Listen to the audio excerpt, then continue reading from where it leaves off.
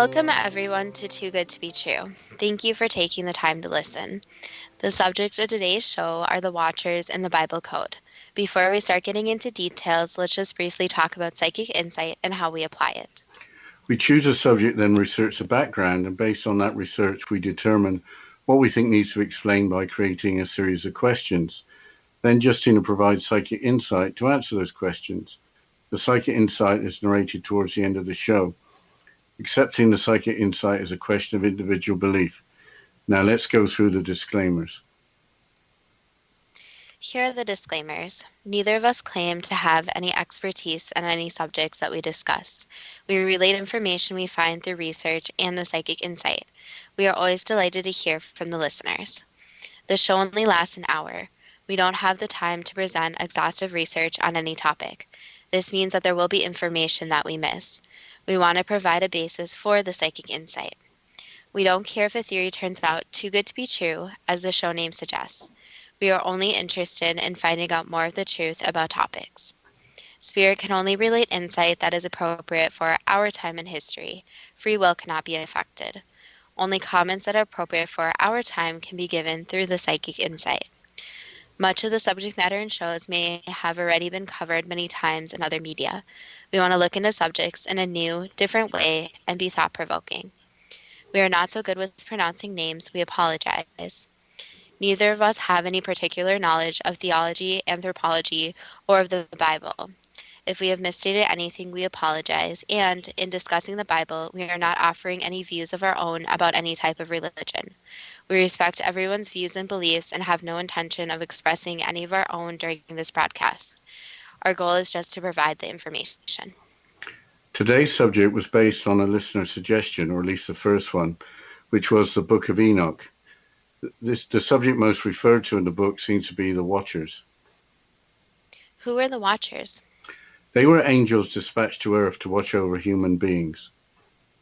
So why are the Bible codes included in this episode as well? I think there is an interesting contrast between two biblical subjects in that the Watchers seems to be discussed quite a lot currently, whereas the Bible code or Bible codes seem to have been a little forgotten about, but was a hot topic not so long ago. So what is the Book of Enoch and what does it say? The Gaia website provides an introduction.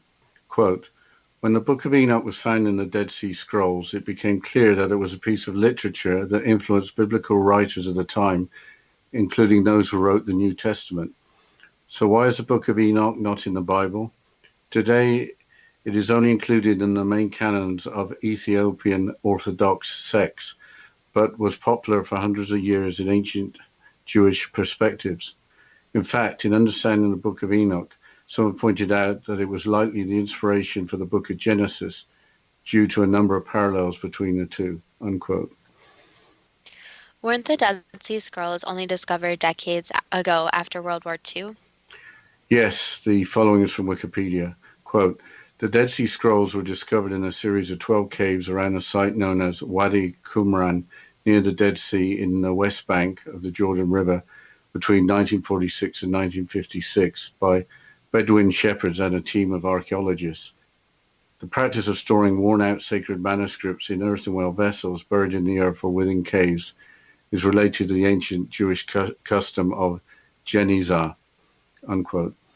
A genizah is a storage area found in synagogues or elsewhere designated for the temporary storage of worn-out documents prior to ceremonial burial. However, scripts containing the Book of Enoch had been found and translated earlier, according to the website Ancient Code, and I'll quote, ever since its translation in 1800 from ancient texts discovered in Ethiopia in 1768, the Book of Enoch has created a stir in academic circles. Enoch has been proven to have existed, Enoch has been proven to have existed, and was mentioned before the existence of the church, unquote.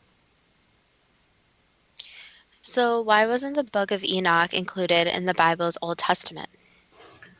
The content of the Bible was determined by the Council of Nicaea. Here's a quote from an article on the website WordPress. Quote, the first council of Christian bishops met in Nicaea in about 325 AD to agree the books which will be included in the Christian Bible. After examining and studying the many scraps of letters and copies of the New Testament letters and Old Testament books, it was this council of bishops who decided what the content of the Bible would be. Not all texts and letters were included, and one of these was the Book of Enoch. The book was excluded as it was believed that the content would be too frightening for the populace to read and comprehend. Unquote. Why don't you describe the book? Being too frightening doesn't seem to be a strong argument for excluding content. The following is again from the Gaia website. Quote, within the book we find the story of Enoch, who was the father of Methuselah and grandfather of Noah. He lived for 365 years up until the great flood that wiped out much of the population. Enoch was taken away in a fiery chariot before the great floods by the archangel Michael, who some have interpreted as being extraterrestrial. Could that fiery chariot actually have been a spacecraft powered by a jet engine?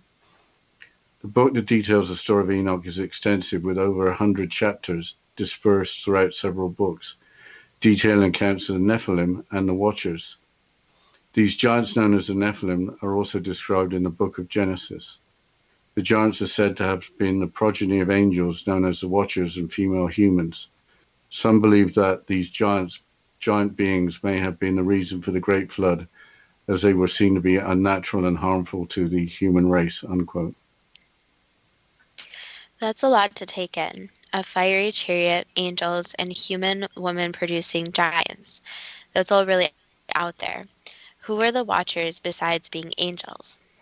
An explanation is given by the website Noah the Real Story. Quote, biblical scholars don't have much to say about who the Watchers are, what they look like, or what happened to them, although the term the Watchers in the Book of Enoch refers only to fallen angels.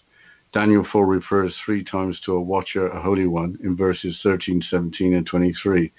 Jude 6 seems to refer to the story in the Book of Enoch and the fate of the angels who left their proper dwelling. Unquote. So the Watchers apparently were fallen angels that were the fathers of the Nephilim. Is there more that is known about them than just being fallen angels? Some sources state that there were 200 of them. Here is more from the Ancient Pages website. Quote, the Watchers revealed occult secrets to mankind. They went against God's will and taught humans not only various creative arts, valuable knowledge related to science and technology, agriculture, the use of cosmetics, metallurgy, medicine, astrology, astronomy, and much more was a gift from the Watchers to mankind. Unfortunately, the Watchers also taught humans how to engage in war. Unquote. Weren't you involved in metallurgy once? Yes, the science of metals, but not quite as long ago as that. Yeah. Well, besides being giants, what did the Nephilim do to the earth?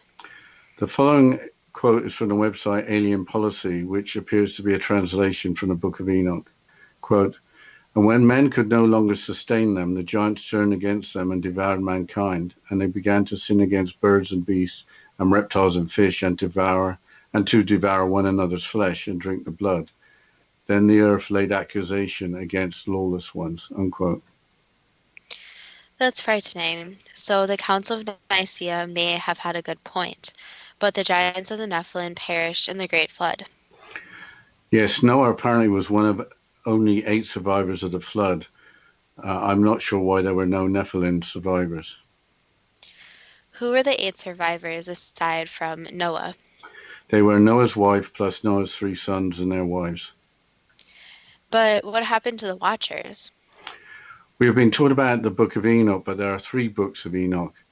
Wikipedia summarizes content for the Watchers based on the Books of Enoch. Quote, in the Books of Enoch, the first book of Enoch devotes much of his attention to the fall of the Watchers. The second book of Enoch addresses the Watchers, Gregorian Greek, who are in the 5th heaven where the fall took place. The third book of Enoch gives attention to the unfallen Watchers. Unquote. There was an earlier quote from the website Noah the Real Story, stating that the Book of Enoch only referred to the fallen Watchers. So I guess you have to look at multiple sources. Maybe that quote referred to the first book of Enoch only. The second book of Enoch mentions the fifth heaven where the fall took place. How many heavens were there? Apparently there were 10, with the 10th being the highest heaven. There is a Books of Enoch Wikia website that lists them as follows. Apparently all of the 10 heavens were visited by Enoch. First heaven keeps the great sea held above terrible treasure-like storehouses that are based in the clouds. Second heaven has a place of great darkness holding angelic prisoners who await judgment.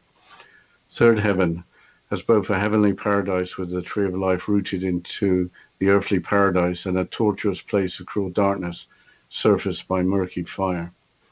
Fourth heaven contains the dynamics of the sun passing through sets of 12 sun gates, which have an influence on the earth and moon.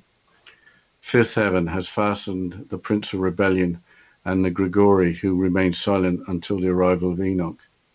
Sixth heaven, a residence of archangels, phoenixes, cherubim, and six winged ones who observe the goings on of earth. But I think we'll have to continue at the seventh heaven after the break. Yes, we will continue with talking about the different heavens, the book of Enoch, and the Bible code after this short break. And you're listening to Too Good to Be True with Justina Marsh and Pete Marsh on the X Zone Broadcast Network, www.xzbn.net.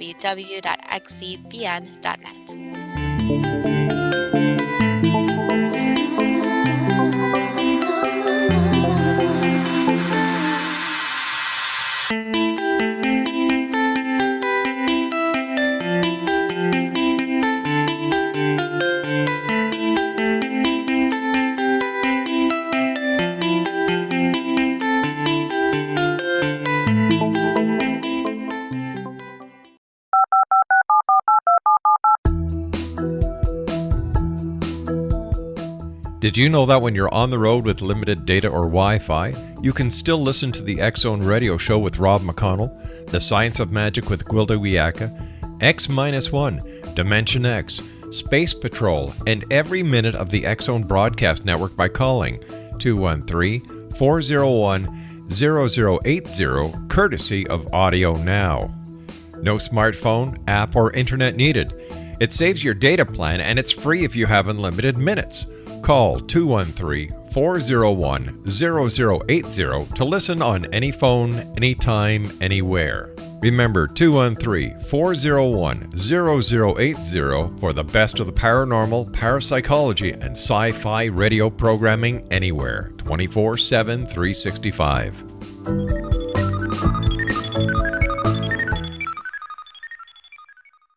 You have heard of the X Zone? Now watch it on Simul TV, plus 500 video games, live TV channels, free video on demand, worldwide, and more. Does this sound like tomorrow's television? Well, it is, but you can have it today, right now. It is Simul TV. Simul TV offers what the others only wish they could provide. 15 exclusive channels like X-Zone, Sci-Fi, and Horror. We are worldwide. No other provider offers that. 500 built-in video games. No need to have an extra expensive system. We have them included.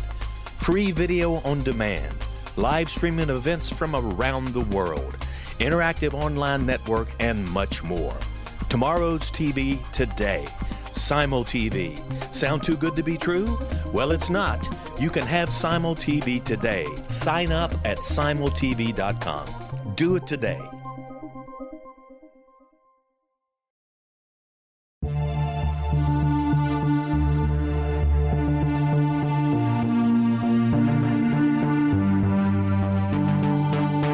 We live in rapidly shifting times of extreme volatility and uncertainty. Such profound change brings a unique opportunity for the evolution of consciousness. I'm Gwilda Wiyaka, host of Mission Evolution Radio Show, a program that explores the latest scientific developments and deepening spiritual truths supporting human evolution.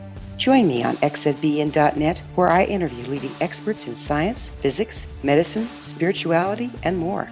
By applying divergent viewpoints to leading-edge topics, we uncover expansive and evolutionary truth to assist you on your path to enlightenment. More information and past episodes are available at missionevolution.org.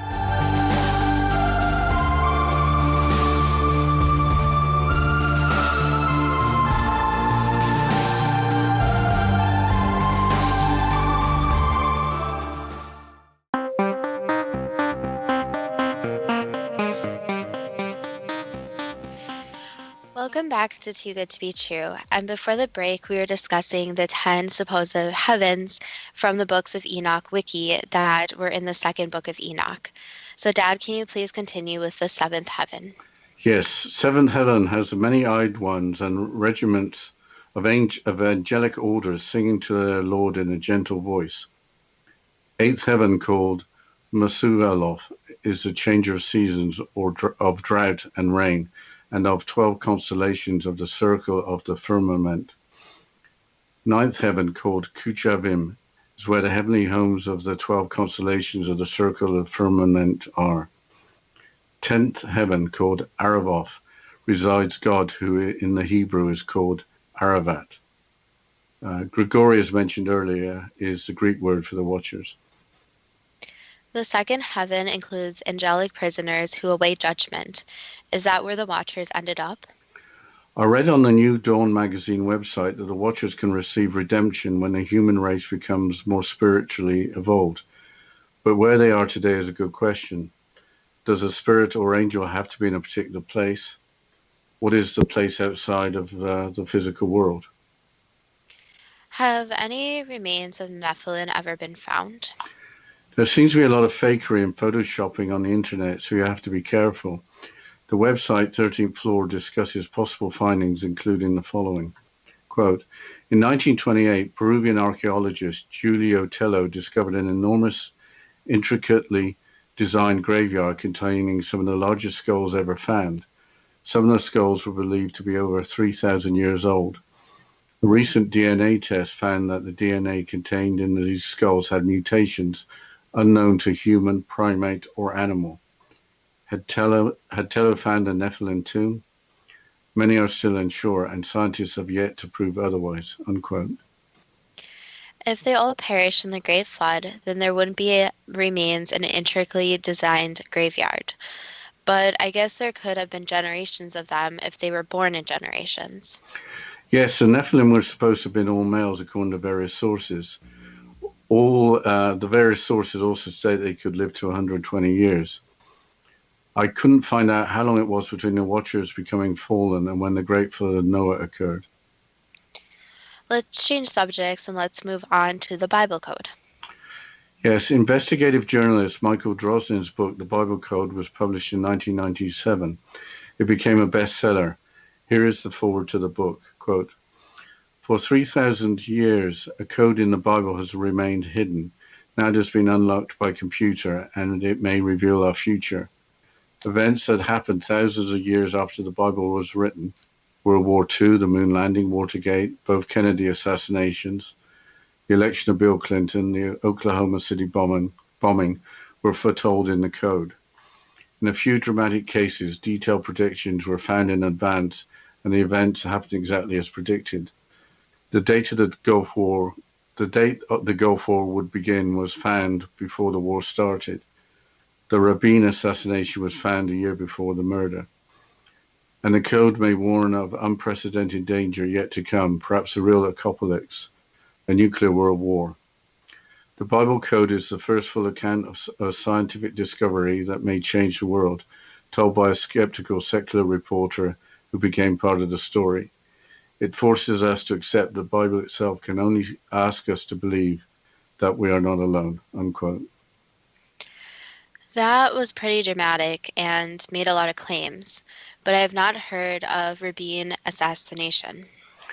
This is described by the Association of Diplomatic Studies and Training website. Quote, the assassination of 73-year-old Israeli Prime Minister Yitzhak Rabin came at the end of the peace rally in Tel Aviv in favor of the Oslo Accords. Rabin had served 2 terms as Prime Minister from 1974 to 1977, and again from 1992 until his death, unquote. The article continues, quote, Rabin was killed on November the 4th, 1995 by 3 shots fired by an Israeli right-wing nationalist who opposed the Accords, unquote. The Oslo Accords were agreements between Israel and Palestine to continue a peace process. So why wasn't the Israeli Prime Minister warned of the assassination prediction? He was. Here's an account from chapter 1 of the Bible Code book. Quote, on September the 1st, 1994, I flew to Israel and met in Jerusalem with a close friend of Prime Minister Yitzhak Rabin, the poet Chaim Guri. I gave him a letter which he immediately gave to the Prime Minister.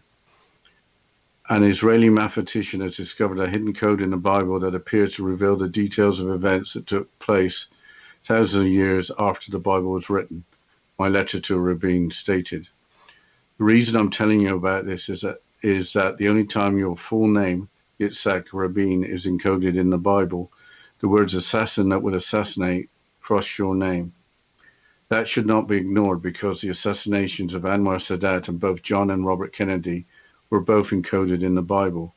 In the case of Sadat, with the first and last name of his killer and the date of the murder and the place and how it was done. I think you are in real danger, but the danger can be averted, unquote. Who was Anwar Sadat and how was he assassinated? The following is from Wikipedia, quote, Mohammed Anwar el-Sadat, 25th of December 1918 to 6th of October 1981, was the third president of Egypt, serving from the 15th of October 1970 until his assassination by fundamentalist army officers on the 6th of October 1981, unquote. The article continues.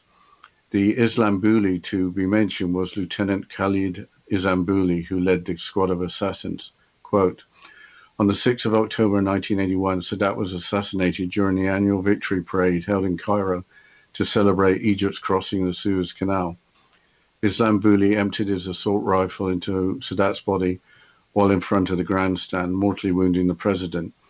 In addition to Sadat, 11 others were killed, including the Cuban ambassador, an Omani general, a Coptic Orthodox bishop, and Samir Helmli, the head of Egypt's Central Auditing Agency. 28 were wounded, including Vice President Hosni Mubarak, Irish Defense Minister James Tully, and 4 U.S. military liaison officers, unquote. Islambouli, after being tried, was executed by firing squad. What is a Coptic Orthodox bishop? A bishop of the Coptic Orthodox Church, which split away from the broader Christian community in 451 AD. So a bishop of a Christian church partially based in Egypt, with Islam being the official religion of that country. So how does the code work with words crossing each other, and where do the words come from? Here is a description from the website CSI Cop. Quote, Drosner's technique is heavily based on that of Eliyahu Rips of Hebrew University in Israel, who published an article entitled Equidistant Letter Sequences in the Book of Genesis in the journal Statistical Science, Whitsom, Rips, and Rosenberg, 1994. Like Rips, Drosner arranges the 304,805 Hebrew letters of the Bible into a large array. Spaces and punctuation marks are omitted and words are run together one after another.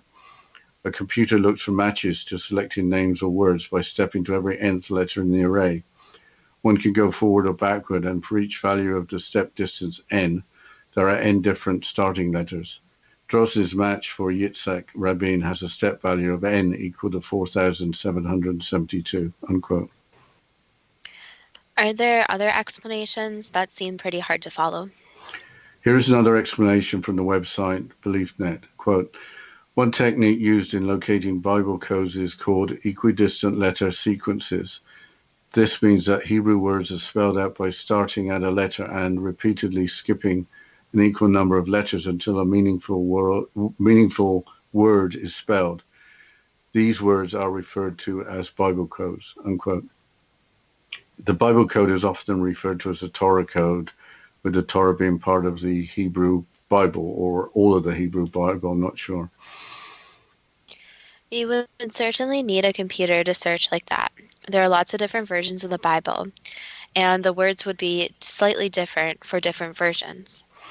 Yes, the website CSI Cop provides an explanation. Quote, both Rips and Drosnin work with the original Hebrew characters, which are said to have been given by God to Moses, one character at a time with no spaces or punctuation, just as they appear in the code. The code is considered to exist only in the Hebrew Bible and not in translations of any other books, unquote. That makes sense. One original version. But what other examples of events are there from the Bible code? From the website Christian Prophecy, quote, the most important future event that Drozdin feels he has found with the code is a world war in which nuclear weapons will be used. He feels this is more of a warning than a prediction, and this leads to the incredible conclusion of his book. The code is not a promise of divine salvation.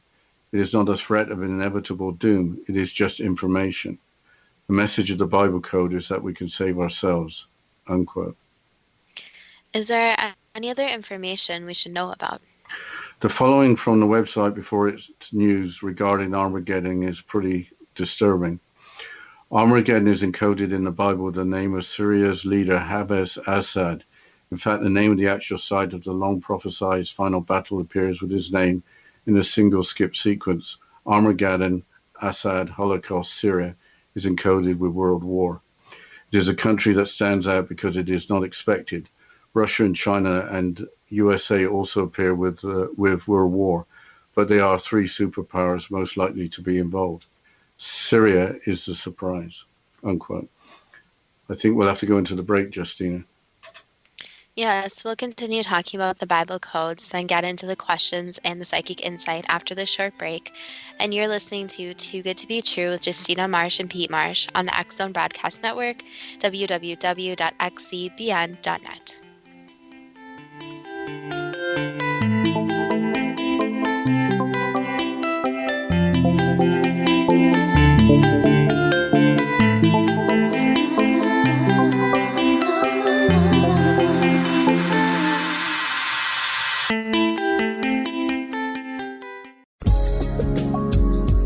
From our broadcast studios in Hamilton, Ontario, Canada, to the world and beyond, you're watching the X Zone Broadcast Network, www.xzbn.net.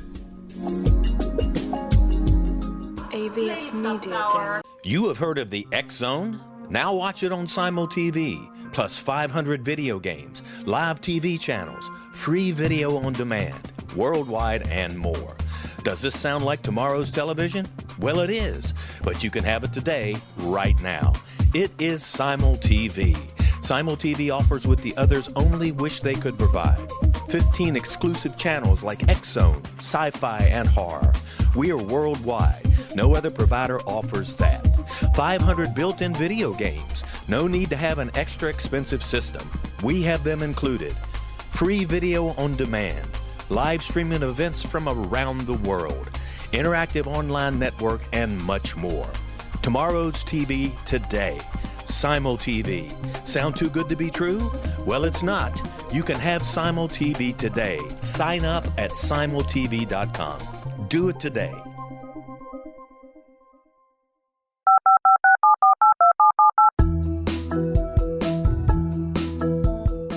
Did you know that when you're on the road with limited data or Wi-Fi, you can still listen to the X Zone Radio Show with Rob McConnell, The Science of Magic with Gwilda Wiyaka, X-1, Dimension X, Space Patrol, and every minute of the X Zone Broadcast Network by calling 213-401-0080, courtesy of Audio Now. No smartphone, app, or internet needed. It saves your data plan and it's free if you have unlimited minutes.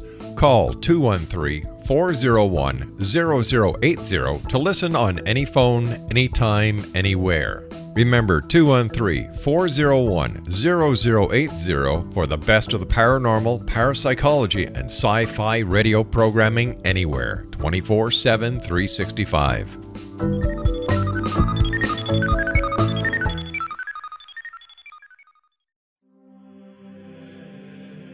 Rob McConnell here, presenting an overview for Nicholas Paul Jennings, author of a fascinating book, Amen. It presents facts revealed by Egyptologists, facts that enable us to understand why Amen is the beginning of creation of God. It provides recommendations for religious leaders of the major religions to unify their beliefs and teach the Word of God. Love one another. Amen informs people how mankind conceived God. It was the Egyptians that developed the concepts of a soul, a hereafter, and Son of God. And finally, after the worship of many gods, They conceived the belief in one universal God, the maker of all there is. For more information, visit www.futureofgodamen.com. That's www.futureofgodamen.com.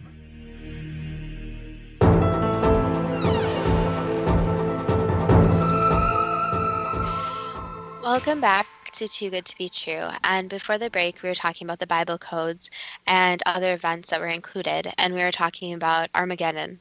So, Dad, can you please continue with what you were saying?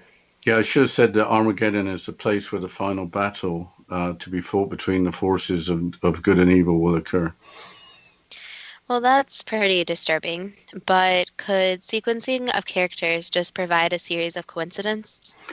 Yes, that belief may be a reason that we hear less about the Bible code now than a few years ago.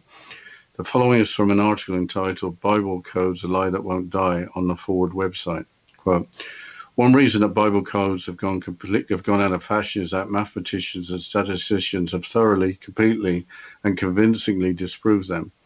For example, Barry Simon of the Caltech Mathematics Department has shown that any sufficiently large text will have similar letter patterns in it. Famously, the same algorithms used in the Bible codes yielded similarly prophetic results when used on Hebrew translations of War and Peace. Indeed, when in 1997, popular author Michael Drosnin challenged critics to find the same prophecy regarding the assassination of Yitzhak Rabin in Moby Dick as Bible codes folks had found in the Bible, Australian computer scientist Brendan McKay did just that, and for good measure, he found letter arrangements predicting the assassinations of Trotsky, Gandhi, and Martin Luther King Jr. Unquote. The novel War and Peace was originally written by Leo Tolstoy in Russian, whereas the novel Moby Dick was originally written in English by Herman Melville. Has anyone else looked at the Bible for codes besides Michael Drosnin and Eli Rips? This is where the subject becomes even more interesting. Apparently, Isaac Newton believed that the Bible was written in code, was spending about half his life trying to decode it. This only came to light fairly recently after Newton's theological and alchemical papers were purchased by the Jewish National and University Library in Jerusalem, arriving there in 1969. Since then, transcribing the previously unpublished theological manuscripts has made them accessible to the world. They didn't have computers in the 1600s and 1700s when he lived. How could he even start? I guess if you're a genius, you don't let lack of tools get in your way. You invent your own. Newton did predict the world not ending before a certain point in time. The following is from Wikipedia. Quote, in a manuscript he wrote in 1704, in which he describes his attempts to extract scientific information from the Bible, Newton estimated that the world would end no earlier than 2060. In predicting this, he said, this I mention not to assert when the time of the end shall be, but to put a stop to the rash conjectures of fanciful men who are frequently predicting the time of the end, and by doing so bring the sacred prophecies into discredit as often as their predictions fail, unquote. No sooner than 2060. That year is not that far away. And from the shown rainforest, the world's ecology could be well down the path of destruction by then. Perhaps Newton is correct in thinking that the end could be in a year sometime after 2060, but probably not centuries after. I think that depends on the definition of the end of the world.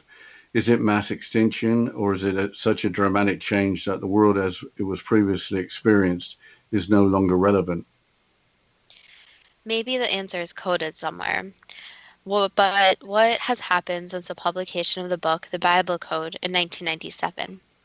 There has been the publication of the books Bible Code 2, The Countdown in 2003, and Bible Code 3, Saving the World in 2010. Bible Code 2 refers to the countdown to the end times, while Bible Code 3 refers to saving the world from terrorism.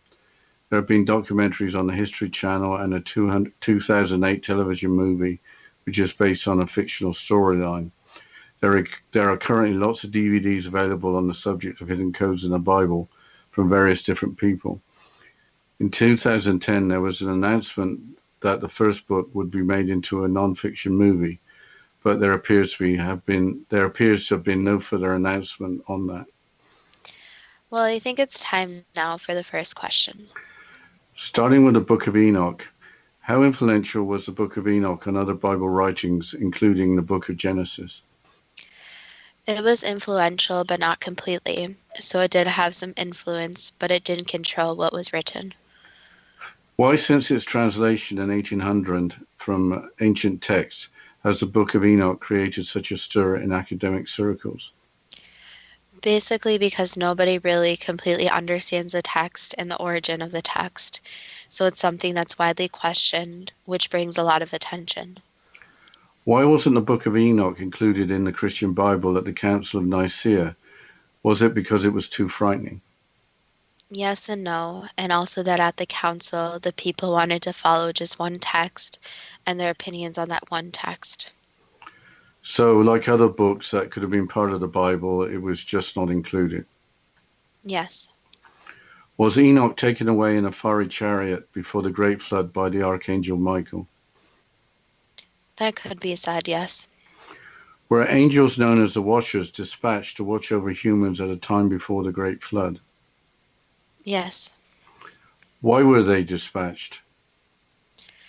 Basically, to make sure that mankind would survive. Were there 200 of them? There were more. Does it matter how many there were? No. Did the Watchers who became fallen reveal occult secrets to mankind? Yes and no. They did provide certain secrets, yes, and some of them negative, yes. Did the Watchers who became fallen provide knowledge including science, technology, and agriculture? Vague knowledge, yes. Was it a gift of knowledge, or was it a means of going against God's will? It would be said more of a gift of knowledge, but it wouldn't be called going against God's will, just sharing information they were not supposed to. Did the Watchers who became fallen teach humans how to engage in war? No. Were the Watchers all holy ones before interfering with humans on earth? For the Watchers, yes. How could angels and humans produce offspring? That's a complicated question, since basically the angel would have to be no longer an angel and be some type of physical form to be able to produce offspring. Did the angels change their form so that they could produce offspring? Some of them tried, yes. Were their offspring male-only Nephilim giants? No. Where did the Nephilim giants come from? There are other beings that came to Earth. So would we call them extraterrestrials? Yes. So the Watchers weren't really fallen angels then? They were fallen angels, but not the ones that were trying to produce offspring, no. Did the Nephilim devour mankind, then turn to animals, and then kill each other for food? No. Were these giants all male and warlike? They could be considered to have conflicts, but they were not all male, no. So they arrived on Earth and there were generations of them. Yes. Did the Nephilim normally live for 120 years? It depended on many factors, so some less and some longer. Did only Noah and his family, totaling 8, survive the Great Flood? Not exactly, no. Who survived if not Noah and his family, totaling 8? People survived in their own ways, so we can't say too much against the biblical story, but there were other ways that the others survived so that humans would still exist as a species. Were there no Nephilim survivors from the Great Flood? None of those survived, no. Did the Great Flood occur to destroy the Nephilim, or was it for other reasons, with the Nephilim just not surviving it? It was for other reasons too. It was not just to destroy the Nephilim. How did the animal world survive? Was it by use of Noah's Ark? That again is a complicated question, since too much can't be said about the biblical texts. But what can be said is that some animals found other means to survive, and when the flood occurred, there were certain areas that the animals could go to escape. How did the plants and trees return after the Great Flood? So again, not almost everywhere flooded. So the plants were pretty much saved. And the flood did not last super long, so they were able to basically be flooded and still remain there. Was there a fifth heaven where the fall of the Watchers took place? That wouldn't be said, no. So this part of the Bible story should not be taken too literally. Yes. Are there 10 heavens that Enoch visited? They really wouldn't be considered heavens, but there were different places he visited, yes. Where did the fallen angels among the Watchers end up? Depending on what they chose, they either ended up in a physical body or they returned to spirit form, not as an angel. So the Watchers are no longer with us on earth. Not in the sense of those watchers, no. There are angels present, but we wouldn't call them the watchers.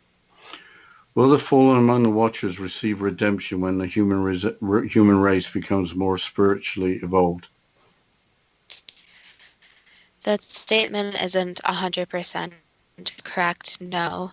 But we'll have to continue with the questions and the psychic insight about the watchers in the Bible code after the short break. And you're listening to Too Good to Be True with Justina Marsh and Pete Marsh on the X-Zone Broadcast Network, www.xcbn.net.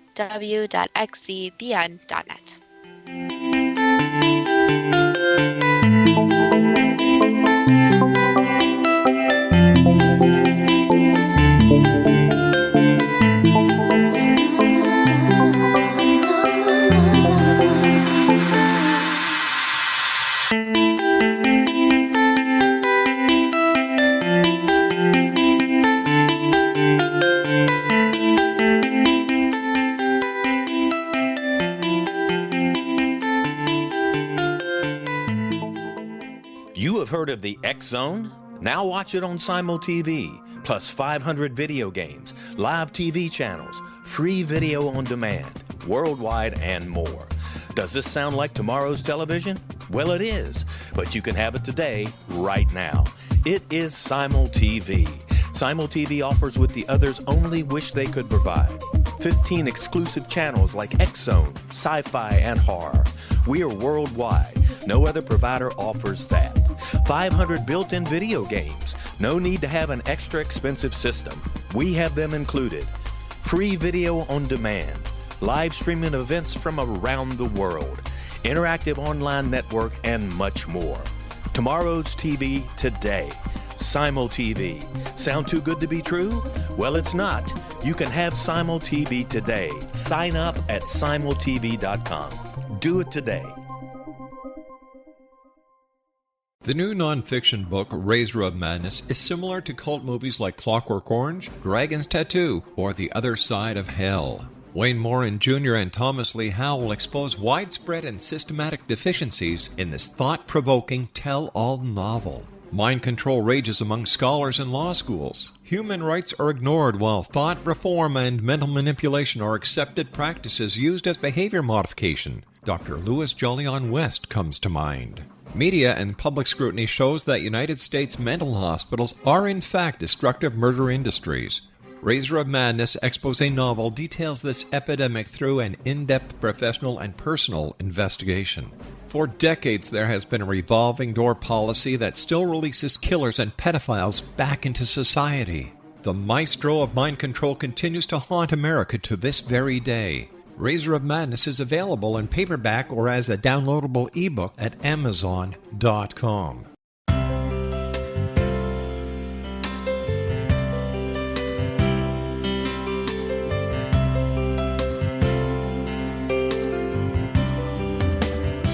The concept of a new age has been around since the late 19th century, yet much of its original meaning has been lost. What exactly is the new age?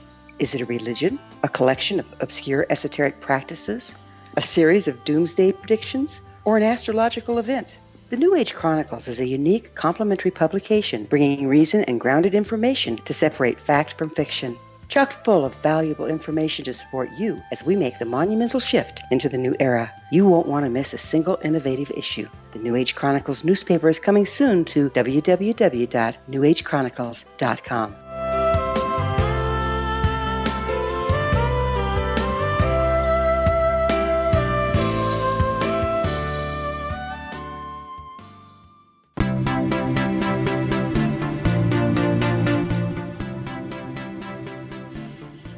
Welcome back to Too Good to Be True. And before the break, we were going through the questions and the psychic insight about the Watchers and the Bible Code. So, Dad, can you please continue with the questions? Sure. Why are the Watchers called fallen angels if they just shared knowledge with humans that they shouldn't have shared? Is there something else that they did? They created physical bodies that went against being an angel. Where do angels and spirits actually reside beyond the dimension that humans reside in? Basically, you could call it the spiritual dimension, or you could, if you wanted to, call it heaven. But it basically is a spirit world where it cannot be seen, but it's where all the spirits and angels go. But with regards to angels coming down to earth, they're basically in kind of an in-between, where they're partially in the physical world and partially in the spirit world. Were the remains found by Peruvian archaeologist Julio Tello in 1928 related to the Nephilim? Yes. Were there different generations of the Nephilim that lived and died before the Great Flood? Yes. Have more remains of the Nephilim been found, with the information being kept away from the general public? Yes. Why isn't there open reporting of the remains of giants being found? Because it proves that other beings, other than just humans and a few other species, that were actually on the earth, which means that other species could be there before and even now. How long was it between the fall of the Watchers and the Great Flood? It was a pretty significant time, so time was different back then, but you could think of it as thousands of years. What can we learn from the story of the Watchers from the Book of Enoch? Basically, that there are angels and even spirits that do make mistakes. So everything makes mistakes, but it's not humans' place or anyone else's place to really judge them, since Source/God will judge them and find whatever punishment or karma you may want to call it for their actions. And also that there are angels watching over people, but there were situations where angels fell for multiple different reasons. Changing the subject to the Bible Code, was the book The Bible Code the first full account of a scientific discovery that may change the world? Yes and no. How will the Bible Code change the world? It has information that would be very different from current information available. Did Prime Minister Yitzhak Rabin take the letter from Michael Drozdin seriously regarding his predicted assassination? No. Without date, time, or name of the assassin, how could Yitzhak Rabin and his security team avoid the assassination? Basically, they couldn't have. So there's not much they could have done since it could have happened at any time. If the assassination is in the Bible Code, did that mean that the future could not be changed? It was inevitable. Yes, the future could not change. Is this like a previous show where there are certain nexus points where events will happen, as well as other possible paths based on free will? Yes. Was that also true for the assassination of Anwar Sadat that was also predicted by the Bible Code? Yes. Is the equidistant letter sequences method legitimate for finding hidden words in the Hebrew Bible or Torah? Yes and no. If used properly, then yes, hidden words could be found. Is it true a message from the Bible Code is that information is being provided so that mankind can save itself? Not exactly, no. That is not the ultimate purpose. Are you able to say anything about the purpose of the Bible Code? Basically, it does provide information, but it is up to humans to change their paths. So it provides useful information, but not the ultimate key to changing and saving mankind. Is prediction of Armageddon included in the Bible code? Yes and no, in its own way, yes. Does the Bible code as we know it now predict Armageddon? Yes, in its own way. Can hidden words be extracted from novels like War and Peace or Moby Dick in the manner of the Bible code? Vaguely, yes, but you can't look too much into it. Did the results applying the equidistant letter sequences method to novels like War and Peace or Moby Dick rather debunk the Bible code, or were the results altered? They had the human bias in them, so to really use the code and try to decode, technology would have to be used, and there would have to be no human bias. Did Isaac Newton research the Bible in its original Hebrew form? Yes.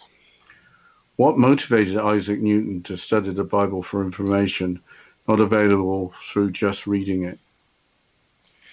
Basically, he wanted to read it without the bias of translation, and he also wanted to relate that back to scientific ideas. So basically, relate a spiritual side to the scientific side. Isaac Newton didn't publish on the subject. Was he afraid of being treated badly? Yes, and he didn't want to get in trouble for his discoveries either. Will the world end no sooner than 2060 as predicted by Isaac Newton? There's not an exact answer, but what can be said is that there's many different predictions of the world ending, and people are going to continue coming up with different predictions. Is the world ending still now avoidable? Yes, the world ending is always avoidable if changes occur. Is the world ending not necessarily complete destruction, but a new world evolving? Yes and no, depending on different actions, but it would be a possibility. Are the books Bible Code 2, The Countdown, and Bible Code 3, Saving the World, correct in their content? Yes and no. Again, there's always human bias, but there's some information that is correct and some that is not. Why has interest in the Bible Code seemed to have decreased over the last 20 years or so? Because people don't really trust it as much as before, and now there's different new age ideas popping up that people are looking and thinking into more. The people who originally wrote the Bible must have received information. Where did they get that information from? So some of it was through different prophets, source, etc.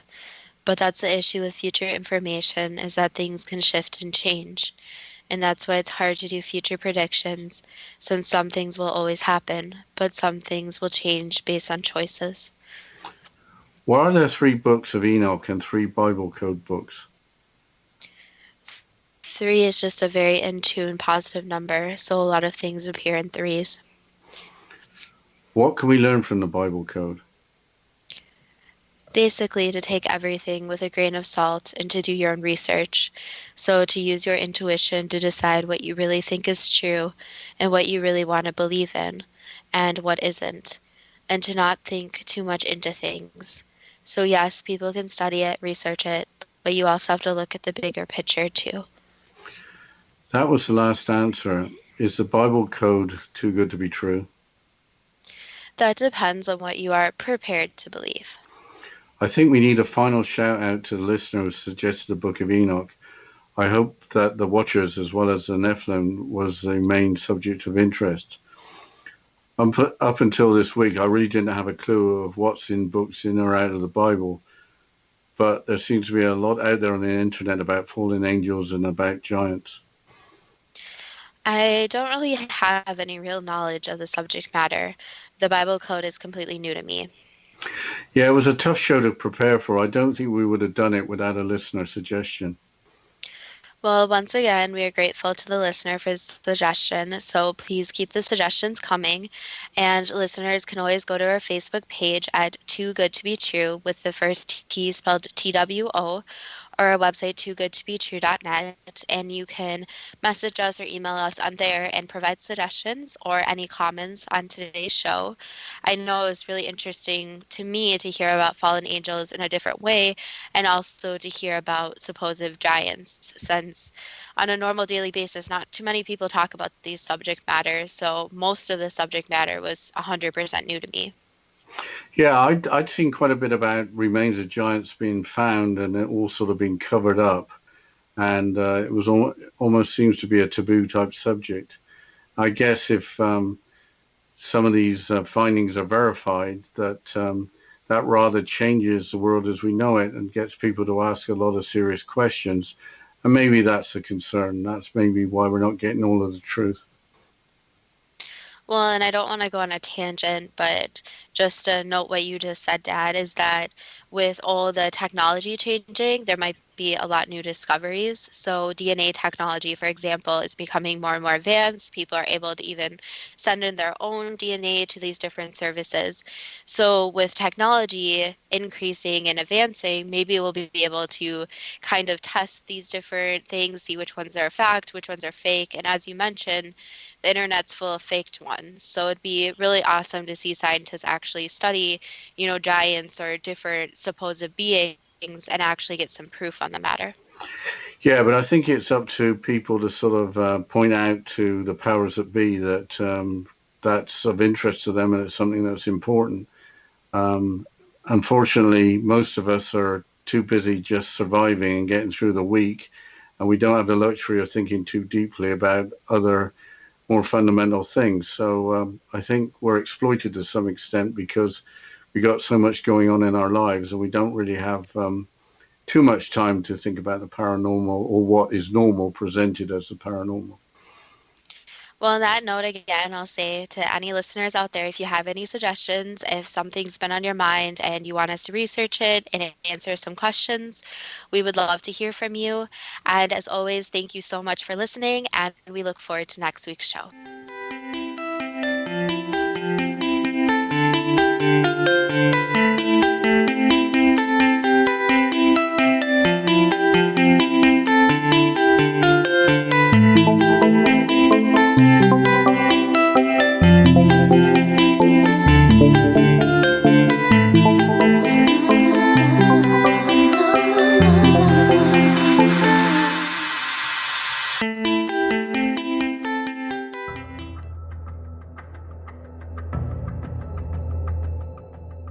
Modern Esoteric, Beyond Our Senses by Brad Olson, consummates the lifology story about where humanity originates.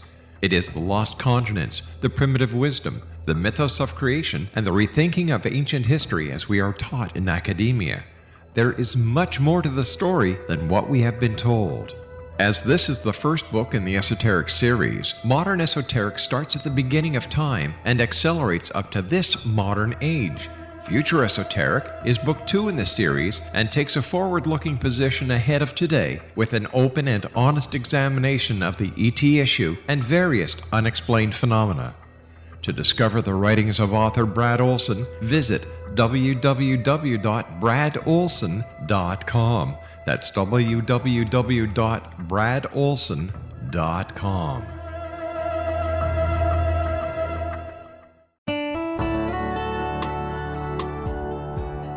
Are you or is someone you know struggling with addictions, depression, anxiety, relationships, low self-esteem, lack of confidence, grief, success, and prosperity?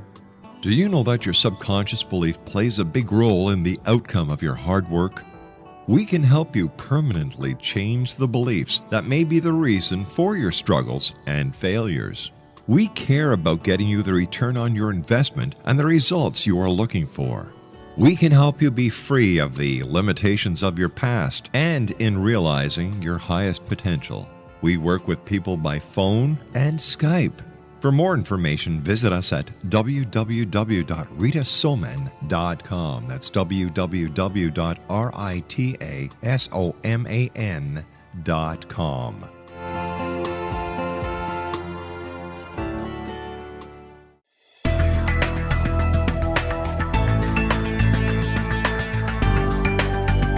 Do you think you have energy problems in your home? Do you feel better when you're away than when you're home? Joey Korn is a global leader in the world of dowsing who specializes in personal energy clearing and space clearing. He can help you create an ideal energy environment in your home no matter where you live in the world. Learn about his remote spiritual house cleaning services and much more at www.dowsers.com. You can get Joey's book, Dowsing, A Path to Enlightenment, as well as other dowsing books and tools, Kabbalah books, and Walter Russell books. Joey's work is really amazing. Go to dowsers.com right now. That's DOWSERS.com, or call 1-877-DOWSING. That's 1-877-369-7464.